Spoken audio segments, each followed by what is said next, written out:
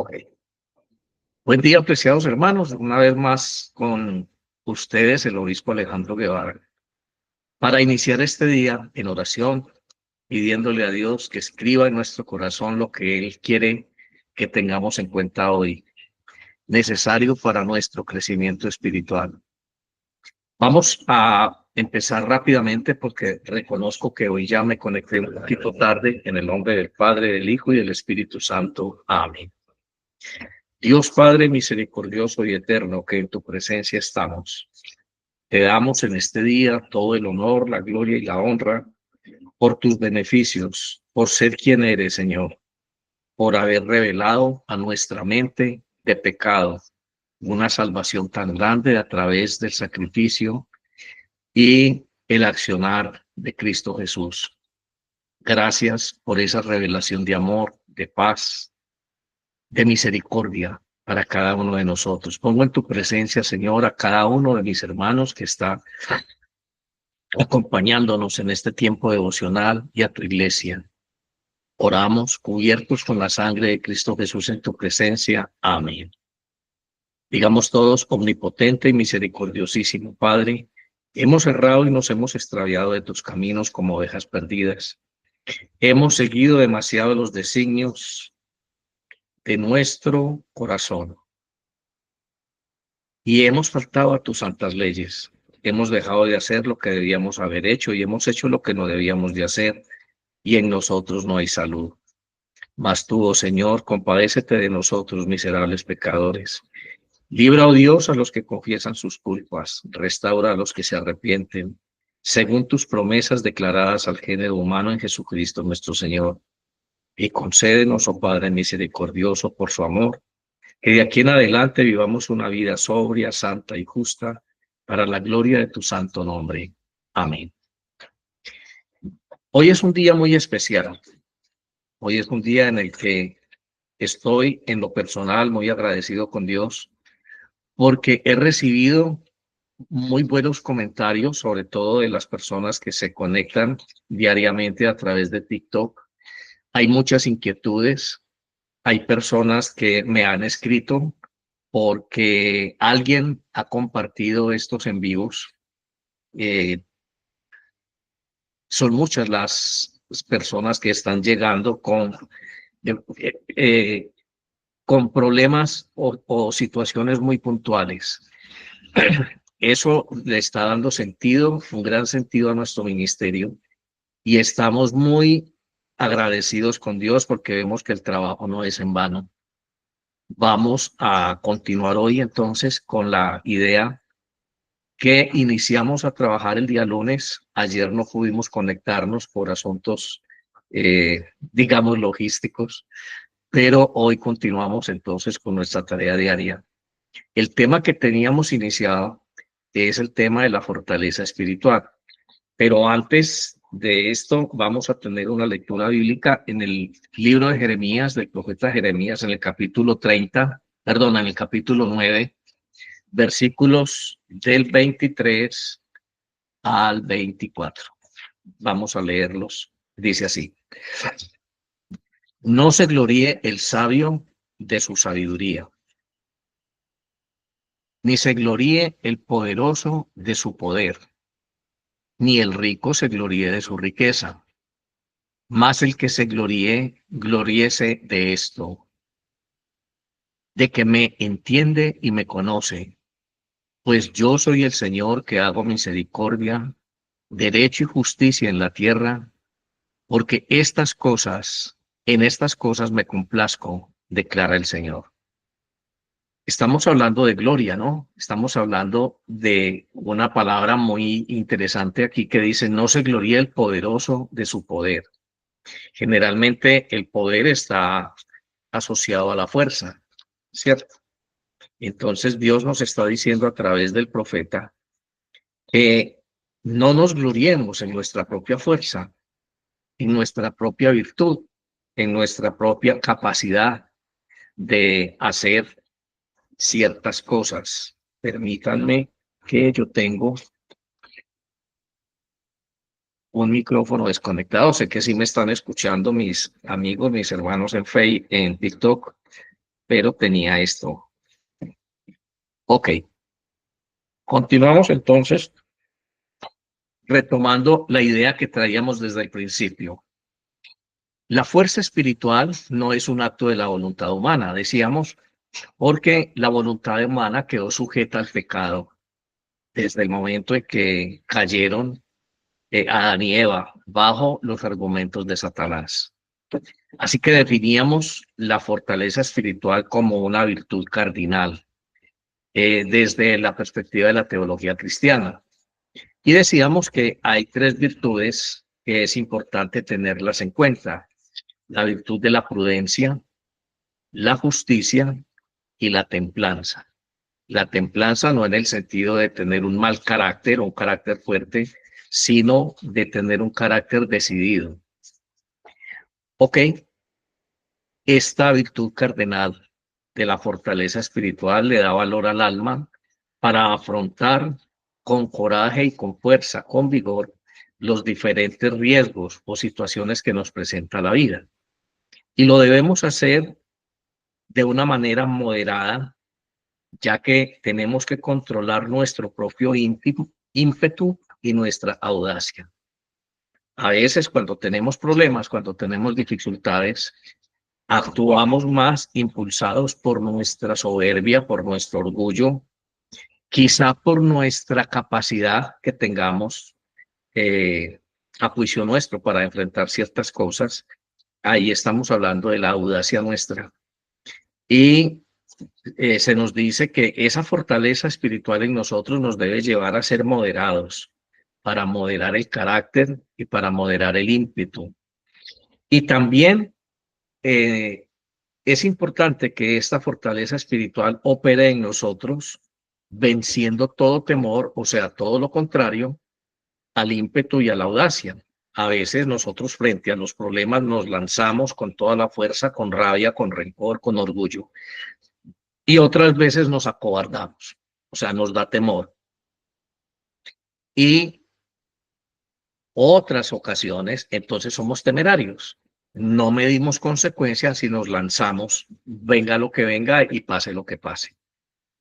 Bueno, la fortaleza espiritual es importante que la comprendamos en ese sentido. Ser fuerte no es ser agresivo. Ser fuerte desde la perspectiva cristiana no es tener dones espirituales. Ojo con esto. Muchas personas creen que la fortaleza espiritual en ellos se manifiesta en el sentido de que Dios les ha dado algunos dones espirituales, entonces ellos tienen el poder de discernir espíritus, tienen el poder de orar en lenguas, tienen el don, perdón, de hacer, de fluir en ciertas manifestaciones del Espíritu Santo, de imponer las manos sobre los enfermos, de orar por sanidad, de expulsar fuera a los demonios. Pero eso no es fortaleza, eso es simplemente un don de Dios. Y Dios usa a sus criaturas como Él quiere. Así que ninguno que tenga un don espiritual o que fluya en los dones del Espíritu Santo puede gloriarse de esto porque es simplemente la voluntad de Dios en ese instante. Dios usa a ciertas personas para manifestarse, para manifestar su espíritu a través de ellos. Para nada tiene que ver eso con la fortaleza espiritual. La fortaleza espiritual la define Pablo en otro momento cuando escribe a la iglesia y enseguida vamos a mirar de qué se trata. Pero también esta fortaleza espiritual como virtud cardinal ya opera en nosotros juntamente con la prudencia, la justicia y la templanza, teniendo moderación y venciendo el temor. Eso nos da a nosotros dominio de nuestras pasiones. La fortaleza espiritual es aquella presencia de Dios en nosotros que hace que nuestra razón se sujete a la razón divina, a los argumentos de Dios, precisamente en contraposición a lo que le pasó a Eva en el momento en que fue tentada, que su debilidad espiritual fue ponerse a escuchar los argumentos de Satanás. Hoy entonces nosotros tenemos frente a nosotros una reflexión que la teología nos presenta.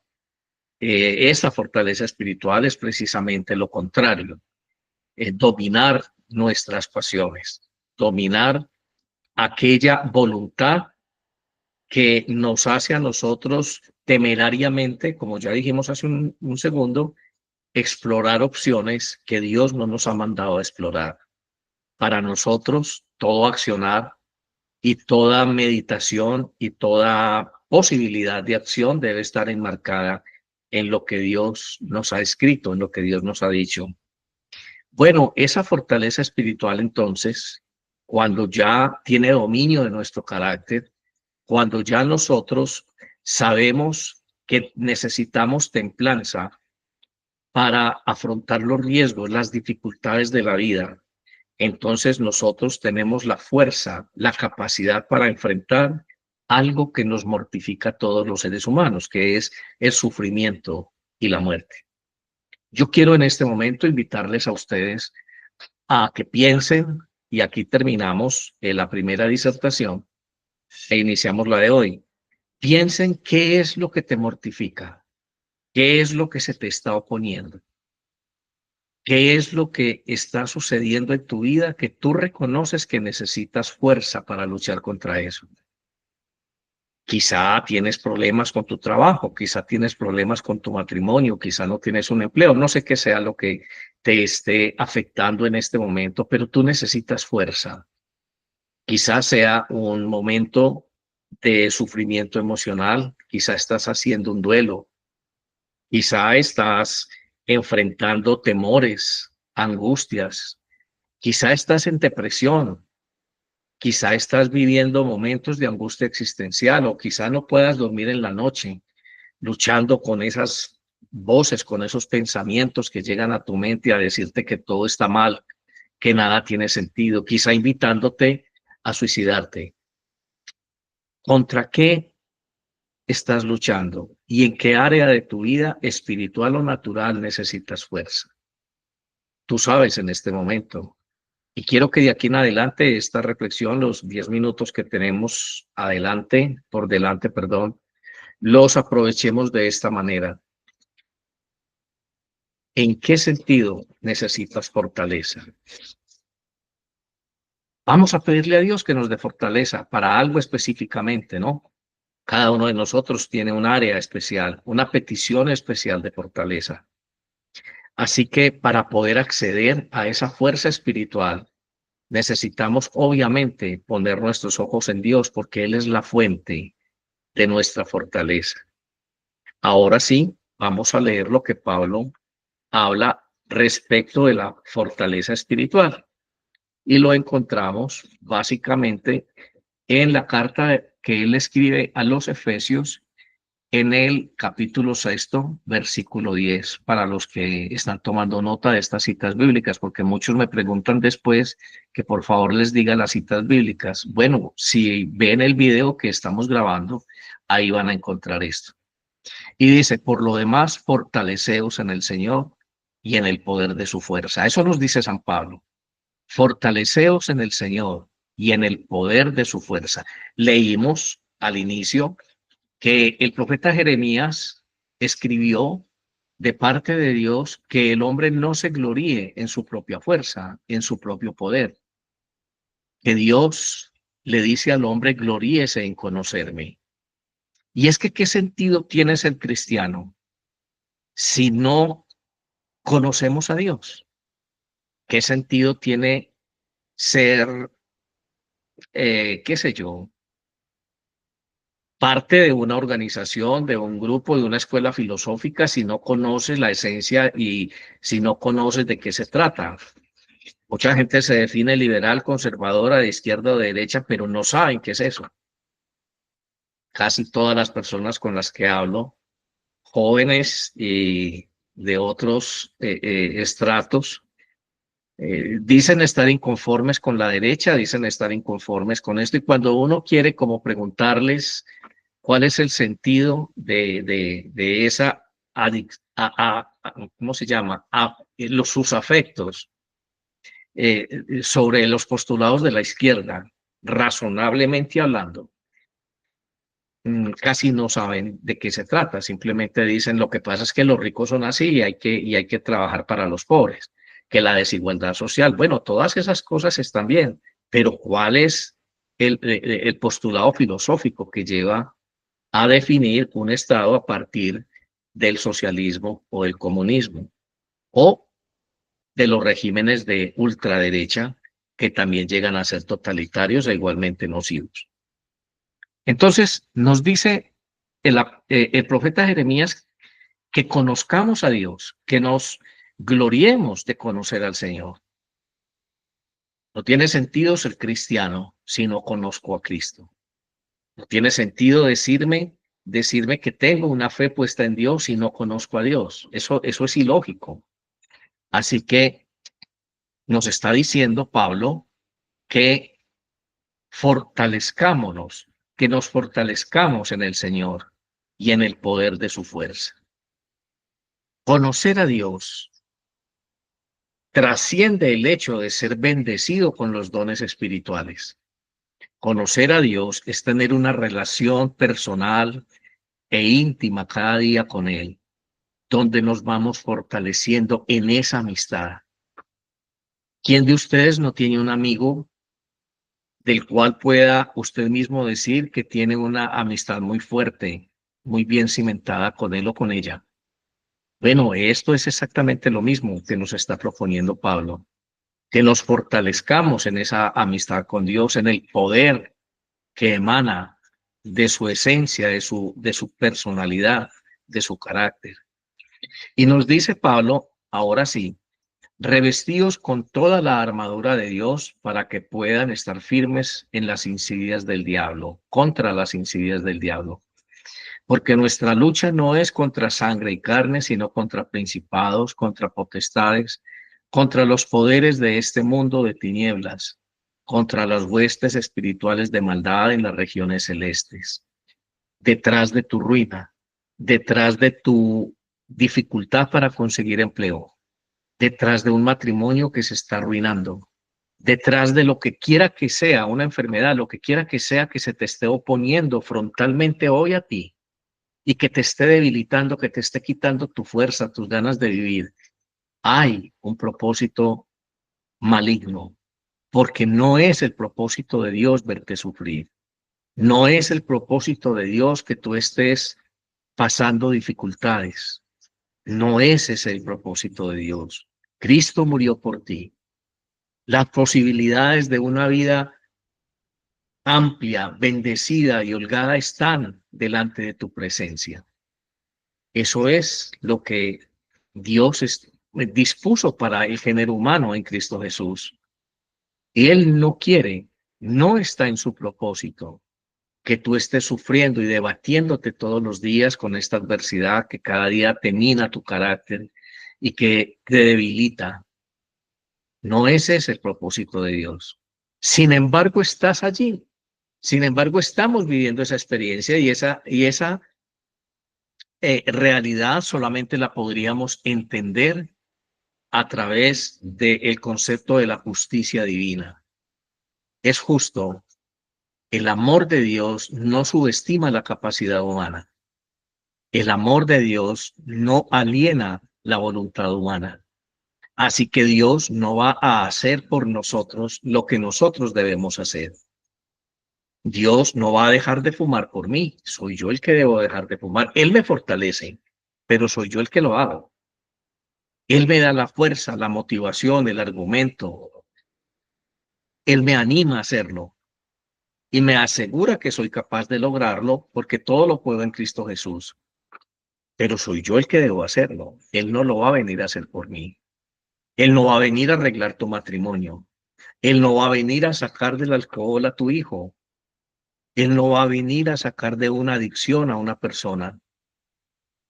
Esta persona necesita empezar a acercarse a Dios, a conocer a Dios. Y es que el sentido de conocer a Dios es precisamente conocer su poder, su capacidad de influencia en la creación entera, su capacidad de influencia sobre mi vida, sobre mis circunstancias. Es ese amigo, es ese padre amoroso al que yo llego, como llegó el hijo pródigo, lleno de heridas, lleno de situaciones que humillaban su espíritu, que laceraban su dignidad. Y es ese padre amoroso que nos recibe, nos cubre con su vestidura y nos pone un anillo real. Pero esa es la dignidad que Dios nos da. Mantenernos en esa dignidad es asunto suyo y mío.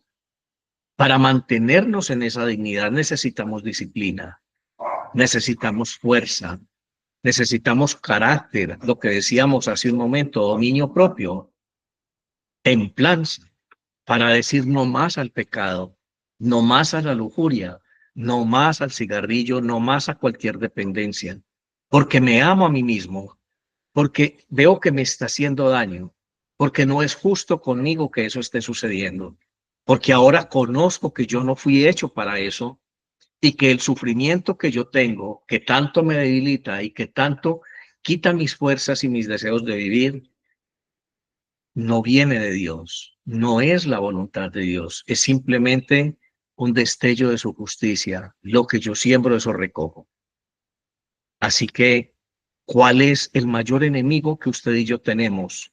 Creo que somos nosotros mismos. No nos amamos a nosotros mismos. Con razón, Jesús nos decía amar al prójimo como a nosotros mismos. Amarnos a nosotros mismos significa hacer un diagnóstico de quiénes somos, saber en qué estamos, descarnadamente desnudar nuestro corazón delante de Dios y decirle, aquí estoy, esta es mi realidad. Y es aquí donde necesito tu fuerza. Necesito tu fuerza para decirle que no al pecado.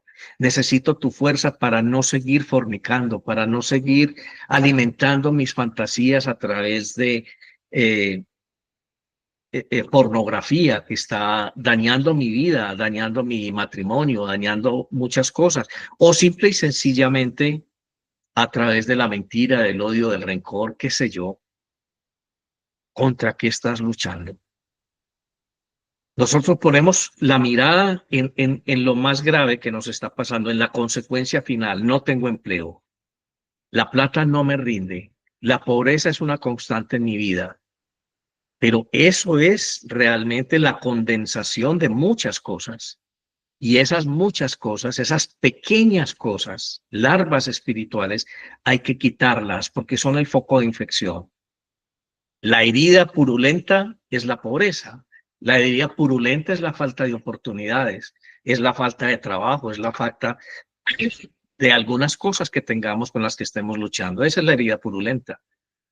Pero el foco de infección viene de una cantidad de larvas espirituales, pequeñas cosas que hemos hecho, que hemos permitido, que están alojadas dentro de nosotros como si fueran parásitos y que no dejan de reproducirse. Los parásitos quieren a toda hora en nuestro cuerpo encontrar allí la fuente para alimentarse y seguir depositando huevos y seguir expandiéndose. Nosotros, a través de una vida sana, de una sana alimentación, de hacer ejercicio adecuado, de preocuparnos por tener un pH eh, que corresponda a un cuerpo sano en todos nuestros fluidos, en todos nuestros órganos. Entonces vamos a hacer que esos parásitos no tengan la oportunidad de encontrar mucha fuente para alimentarse. Para eso se necesita disciplina, para eso se necesita una motivación especial. Esa fuerza es Dios. Y dice San Pablo que no luchamos contra poderes de este mundo, sino contra potestades, contra huestes espirituales de maldad. Por tanto, y ahora sí, esto es contrario a los dones espirituales. Dice, por tanto, tomad toda la armadura de Dios para que podáis resistir en el día malo. Ahora Pablo va a hacer un símil de lo que era en su época el atuendo de un soldado, y por eso él empieza refiriéndose a la armadura de Dios. Habiéndolo hecho todo, estad firmes. Estad pues firmes, ceñida vuestra cintura con la verdad, revestidos con la coraza de la justicia. Los soldados tenían una coraza y calzados los pies con el apresto del Evangelio de la paz. En todo, tomando el escudo de la fe, con el que podáis apagar los dardos encendidos del maligno. En las noches muchas personas me llaman llorando, desesperados, me dicen, no soporto esta presión en mi mente, no soporto esta presión en mi espíritu. Hay voces hablando en mí, hay imágenes que están llegando a mi mente, poniendo mi vida como un desastre. No importa lo que haya sido, lo que haya hecho hoy, no importa lo que yo me haya esforzado hoy, en la noche me debilitan, en la noche me quitan toda la motivación, en la noche soy realmente débil, estoy expuesto a toda agresión satánica, a esas flechas encendidas. Pues Pablo dice que la única manera de resistir eso es con el escudo de la fe. ¿Pero fe en qué? Si no conocemos a Dios. ¿Fe en qué? Si no conocemos su palabra. ¿Fe en qué? Si no conocemos lo que Dios dice al respecto. Esa fe absurda que muchas personas dicen tener. Sí, yo tengo fe que Diosito me va a ayudar. Eso y nada es lo mismo. Con esa fe hay mucha gente en el infierno. Déjeme decirle. Es una fe que nazca, que se derive de ese conocimiento de Dios. Y sigue diciendo Pablo, tomad también el yelmo de la salvación y la espada del Espíritu, que es la palabra de Dios. Con toda oración y súplica, orad en todo tiempo en el Espíritu, y así velad con toda perseverancia y súplica por todos los santos. La oración.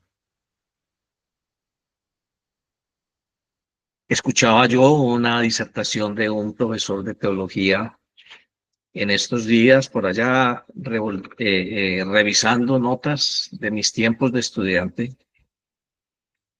y había un concepto especial que él manejaba con cierta frecuencia en clase, y él decía, tu corazón es el lugar de la batalla, es el santuario, es el lugar de habitación, de cohabitación con Dios, de permanencia con Dios. Y él enseñaba algo que es muy conocido por todos nosotros, y es que en la medida en que nosotros durante el día mantengamos un diálogo abierto con Dios, nuestro corazón está ocupado. Si tú vas en tu carro, vas meditando, vas hablando con Dios. Si vas a una reunión difícil, vas diciéndole a Dios, Señor, aquí voy en tu nombre, voy al abrigo y al amparo de tu protección. Silencia, Señor, la voz de mi adversario. Confunde su mente en el momento en que me vea para que no pueda hilar pensamientos de maldición o contrarios que lo motiven a orar en mi contra. Envía tus ángeles, Señor, primero antes de que yo llegue a ese sitio y bendícelo. Señor, gracias porque salí bien de esta reunión. Qué bueno es estar contigo. Sentí que no estaba solo.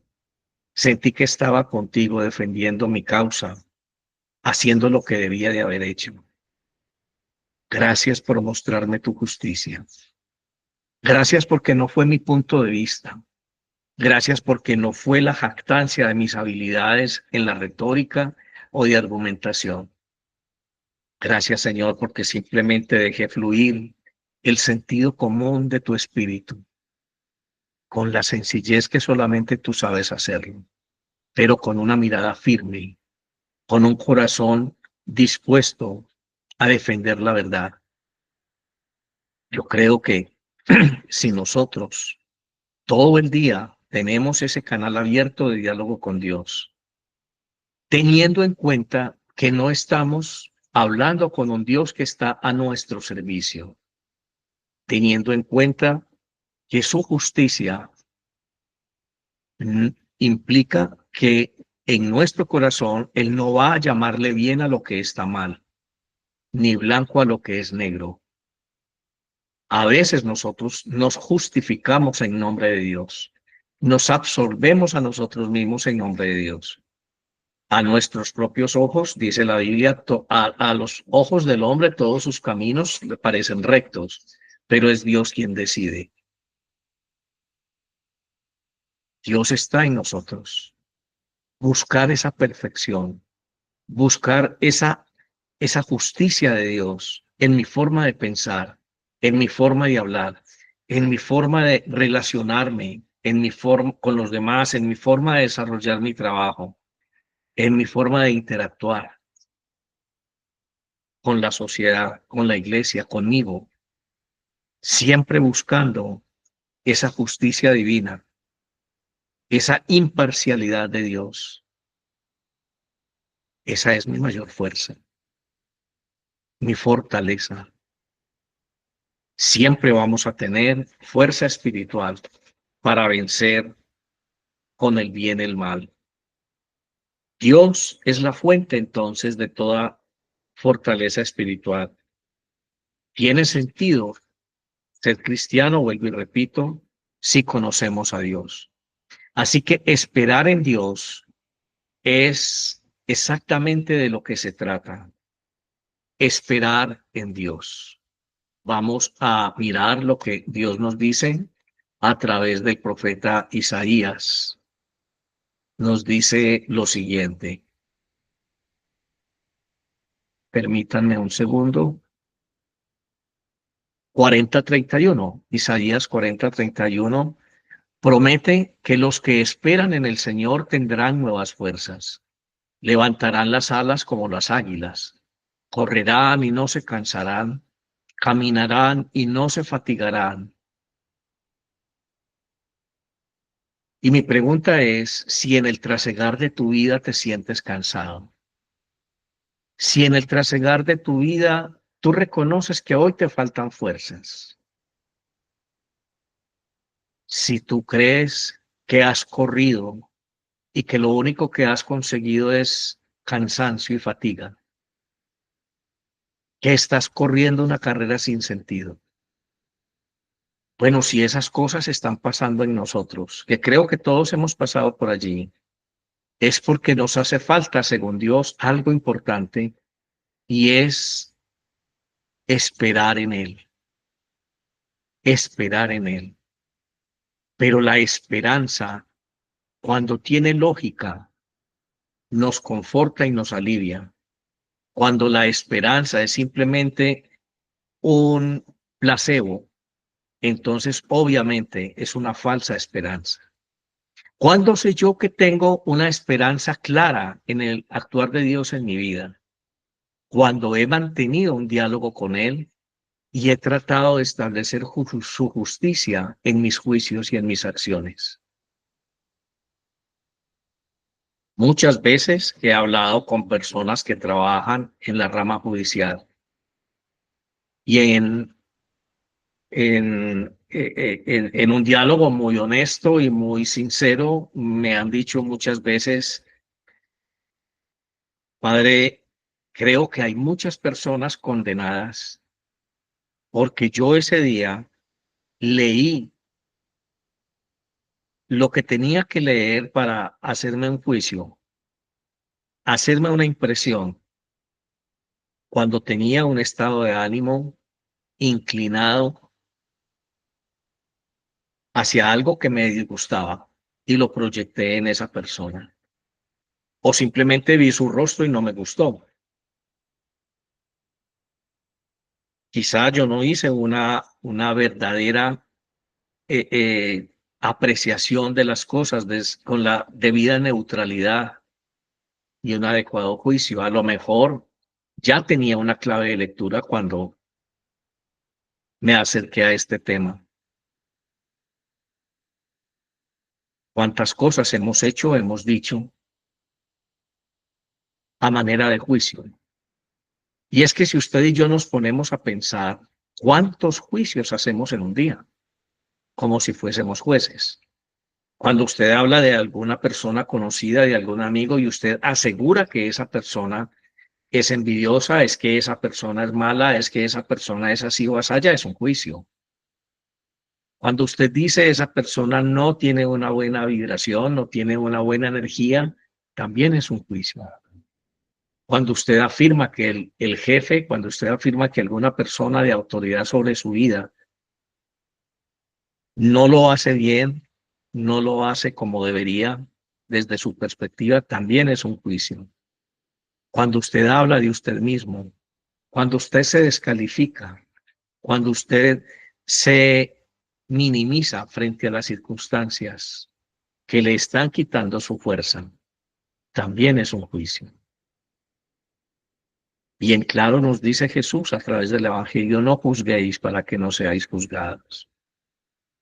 Que tu palabra sea sí o no, porque lo que excede de allí, del maligno proviene. No hay un buen juicio en nosotros. No hay una buena capacidad de discernimiento en nosotros.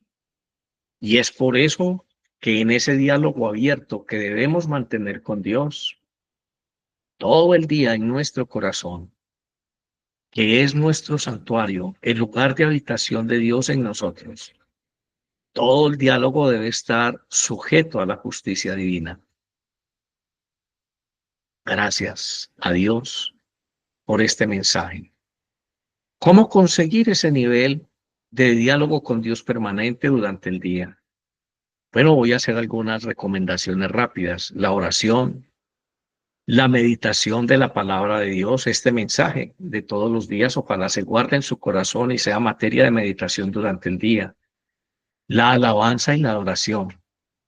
Cuando usted encuentra que lo que usted está haciendo con Dios, que ese diálogo que usted mantiene con Dios en su corazón está rindiendo frutos, está dando resultados, usted se alegra, usted pronuncia una alabanza y adora a Dios. También practicando la paciencia, siendo tolerante con usted mismo y tolerante con los demás, entendiendo que no somos todavía la perfección que Dios espera de nosotros, entendiendo que estamos aprendiendo, pero eso no quiere decir que seamos permisivos. Entender que yo fallé hoy no quiere decir que mañana tenga que volver a fallar en lo mismo. Si lo comprendí y me perdoné, es porque nunca más voy a volver a hacer eso. Comprendí que fui débil y algún día caí en la sensualidad. Ese nivel de comprensión está bien ese día para corregir esa conducta y nunca más volverla a cometer. Porque si no, no tiene sentido. Así que alejarnos del pecado es lo que continúa después de eso. Seguir a Cristo como ejemplo de nuestra vida y confiar en la gratitud de Dios, en la gratuidad de esa inmensidad de poder que emana de Dios permanentemente en nuestro corazón. Bueno, los resultados de eso en nuestra vida van a ser la perseverancia, Cristo fluyendo a borbotones en nuestro corazón, esa capacidad de resistir al diablo, esa capacidad de nosotros aplicar nuestra voluntad, nuestra razón al ordenamiento divino. En resumen, vuelvo y repito, la fortaleza espiritual no es algo que nazca de la voluntad humana.